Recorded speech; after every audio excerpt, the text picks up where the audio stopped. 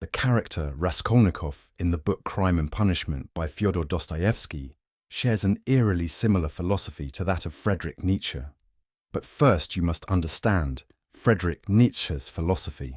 Fredrick Nietzsche's philosophy entertained the idea of the Übermensch, which translates to English as Superman. The Übermensch is the person who strays away from the conventional customs of the normal and regular people and seeks change and revolution. The Übermensch is the kind of person who is extraordinary, the kind of person who shapes the world. In his book, Thus Spoke Zarathustra, the character Zarathustra posits the Übermensch as a goal for humanity to set for itself. The Übermensch also represents the shift from outwardly Christian values and manifests the ground for human ideal and human nature, since at the time in Russia, the Christian values were slowly being replaced with more liberalist reforms. Nietzsche believed that Christianity was the religion made for the weaker people, since in Christianity God prescribes equal value to everyone, no matter how hard they worked, how much they achieved, or how much moral wrong they've committed. Nietzsche didn't like this way of thinking, since he believed that people weren't equal at all, and that people who were extraordinary, like the Übermensch, transcend moral grounds. Imagine a rabbit eating a worm. We wouldn't call the rabbit evil for that. Imagine a fox eating a rabbit. We wouldn't call the fox evil for that. Imagine a wolf eating a fox. We wouldn't call the wolf evil either, since after all it's just a part of nature. And this is how Nietzsche believed that humans should also think in regard to their own nature, where it isn't wrong for an extraordinary person to do something that would be deemed morally wrong in Christianity, since it's just in human nature to do so, and the people being affected by the wrongdoing are to be held accountable for it because they were too weak to defend themselves or change anything. Which drives us to believe that Nietzsche doesn't believe in moral rights or wrongs, but rather in the weak and the strong, which is how nature behaves. Now, how does this link to Raskolnikov? Well, because if you read the book, he says, ordinary men have to live in submission and have no right to transgress the law, because don't you see, they are ordinary. But extraordinary men have a right to commit any crime and transgress the law in any way, just because they are extraordinary, which is what led him to killing the poor old pawnbroker with an axe. And he felt entitled to do it, since he is after all extraordinary, which means he thinks he can transgress the law and morality of the ordinary. Dostoevsky wonderfully detailed the danger of thinking by this philosophy and how any normal man like Raskolnikov, which by no means was actually extraordinary, since after all he was just an ex-student who couldn't afford to live properly, might think that he is extraordinary. We see it in serial killers and killers, just like the fictional character of Raskolnikov in the modern day, where killers don't seem to be in any way regretful or remorseful.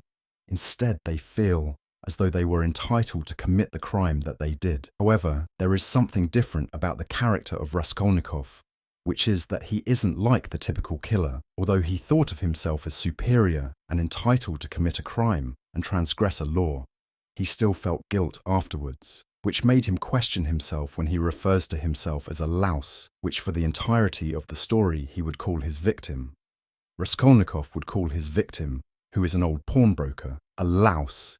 He did this in order to justify killing her, and in order to claim the moral superiority in his own head. Yet this still didn't work, because as I said earlier, after a while he started to call himself a louse, and this is when he began to question whether he actually was an extraordinary member of society and began to feel guilt and regret for what he had done, even to the extent to which he didn't even sell the items he stole after killing the pawnbroker, but rather dug them up and hid them.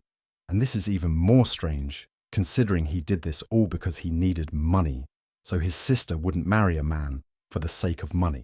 So we see how Fredrick Nietzsche's philosophy works through the representation of the Übermensch, and how if his philosophy was adapted, then we would have people working to their best of their abilities and trying to achieve in order to become the best. Nietzsche believed that through his philosophy, everyone would become the best versions of themselves. However, we can see how in Dostoevsky's Crime and Punishment, it could go horribly wrong. Because although people might want to achieve and become the best they've ever been as a person without moral grounds by which they could do it, a person like Raskolnikov could resort to methods which inflict pain and suffering on other people. This can also give some people a false sense of superiority, just like Raskolnikov, which would not be better for society in any way. And though I've just explained how Dostoevsky could contradict and not align with Nietzsche's views on his philosophy, Nietzsche actually respected Dostoevsky and his work a long time after Nietzsche's philosophy had been developed. He even read every one of Dostoevsky's books except Brothers Karamazov, and this begs the fascinating question of whether Dostoevsky's books actually changed the way Nietzsche thought.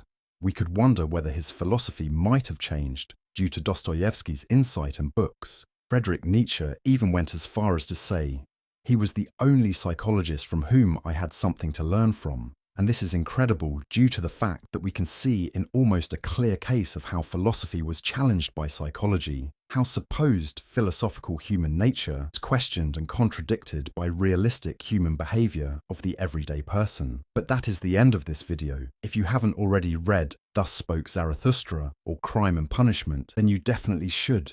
They're amazing books. And make sure to like the video if you enjoyed it, and subscribe with the bell notifications for future videos. Have an amazing day, and thank you so much for watching.